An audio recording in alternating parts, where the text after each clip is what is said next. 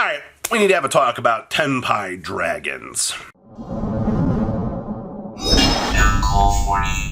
Make sure you guys smash the living crap out of that subscribe button so you guys don't miss out on more awesome content. Welcome back. We're going to be talking about Tenpai dragons today. And how this deck, first of all, there are a couple of very interesting things. One, the Tenpai dragon's existence has actually detoured quite a lot of people out of taking a break from this format.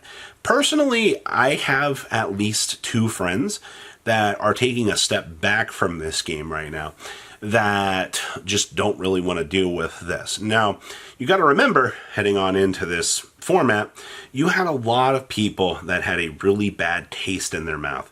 You know that taste in your mouth when you wake up after a long night and, you decide you want to eat nachos in bed and you're just like, yeah, the Homer J. Simpson as we're going to call it out here. You wake up with that after terrible taste in your mouth. And that's kind of what people are still dealing with from last format. You had the $1,000 Yu-Gi-Oh deck out here. And people were like, oh, this is... I saw it.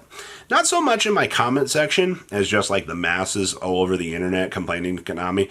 But once again, we have talked about that you didn't need to spend that much money. But just to kind of bring everybody back up to speed here, you have that terrible aftertaste still in your mouth of those nachos, aka the $1,000 deck. So when Konami releases, the cheap alternative out here, Tenpai dragons, but then you're like, Trident Dragon's $100, Heat Waves are 20s? Okay, let's calm down, okay? The biggest thing that I wanted to do with this discussion is, I want to say there will always be something that's going to piss you off in this game. 150%. That's not going to change. You're going to be mad at the grass looks greener on the outside still being banned. All right. You're going to be mad over here your deck didn't get support. All right. You're going to be mad because you sat down to take a shit and a snake just bit your asshole. All right. Everybody's going to be mad about something. It's just a life in general. And with Tenpai being this new deck that came in, and it's just pure ignorance. I'm going to say it. And I love my comment section. You guys are like, of course Robbie plays, the stupidest decks in the room. Oh, 100%, man. Like, I love my stun decks.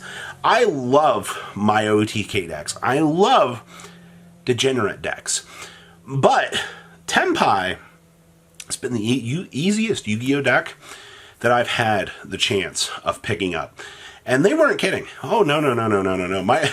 I had 0 playtesting with Tenpai besides watching some games from Kong's, kind of analyzing when we did the commentary.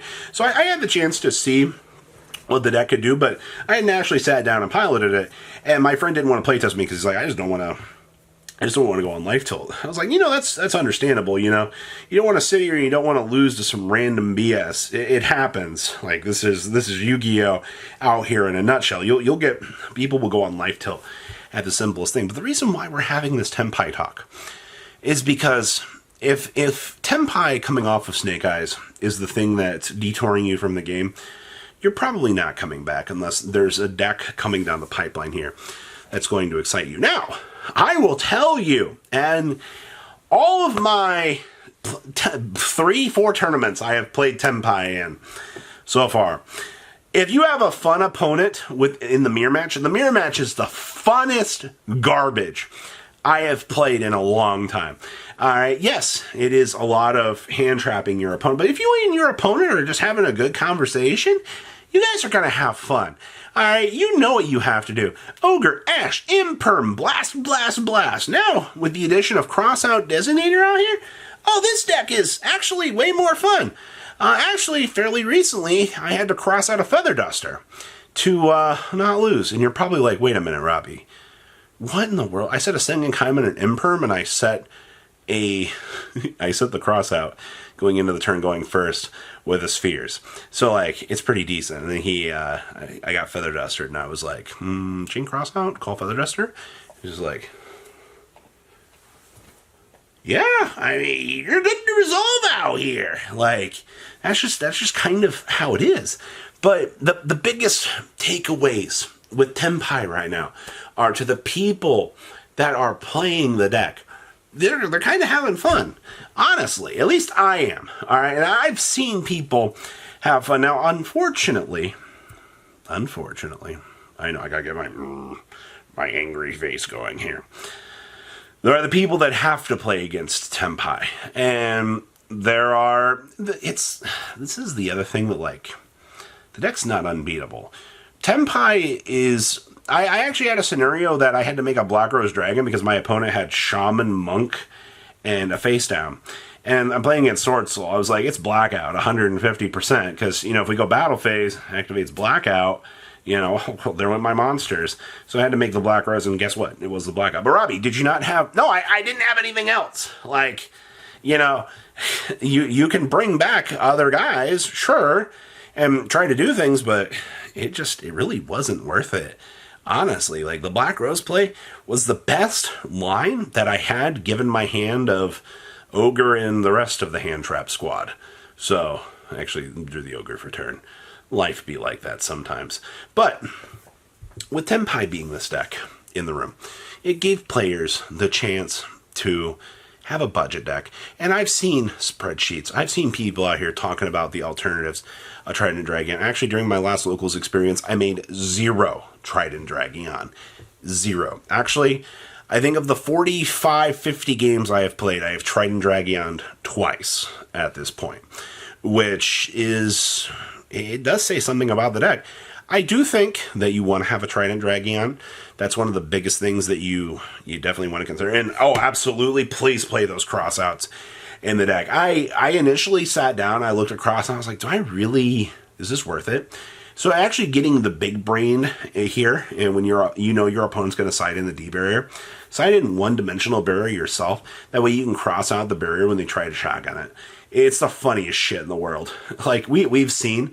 It's the same thing people were doing with Crossout and Purely Leap. Like, the exact same thing.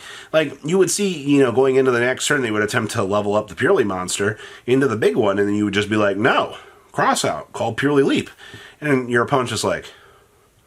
This is the exact same scenario where you're calling that dimensional barrier to prevent the deck from, getting stop play. And I mean, if the dimensional barrier does resolve, you just go down the fire line to do your thing until your Hida gets ogred. And you're just like, oh, okay, yeah, that's pretty good. TLDR, a lot of hand traps are a lot of hand traps.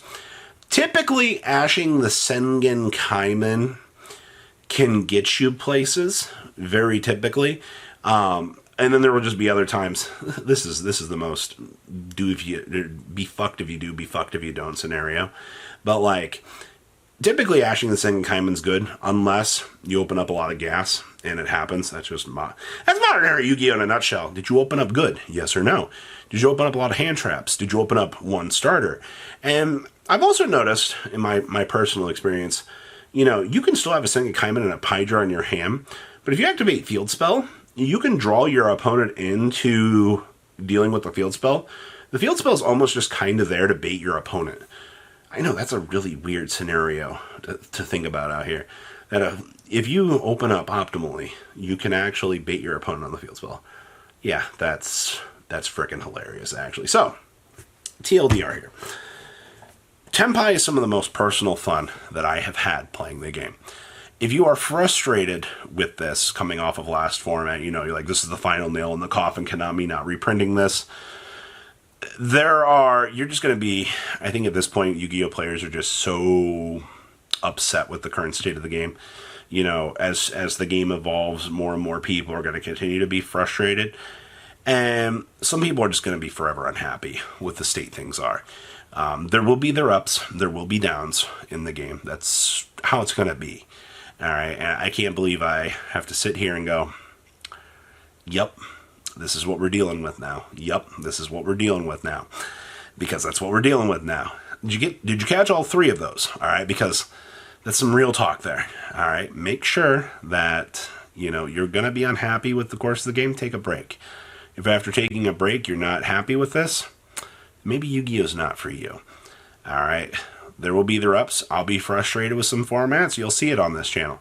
There'll be other formats. You're like, wow, I just want to play Tenpai Mirrors all day. They're so fun.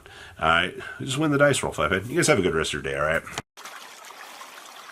Patrons, thank you.